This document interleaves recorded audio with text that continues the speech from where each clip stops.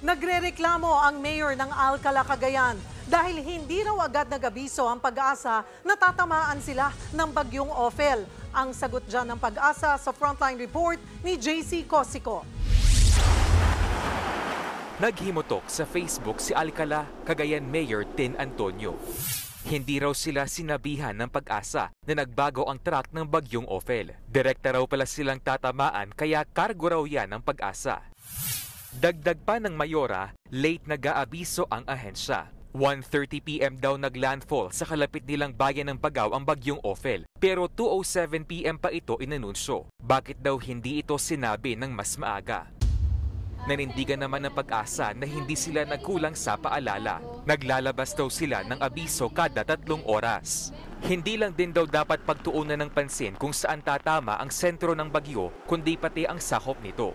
Paglilinaw pa ng Pag-asa, hindi naman talaga dumaan sa bayan ni Mayor Antonio ang mata ng bagyong Ophel. Hindi naman po talaga dumaan po ng Alcala po ang bagyo. Kaya kahit na sa isang particular na bayan lang na tumama ang sentro, but of course the same effects ang maramdaman nito ng mga karatig bayan.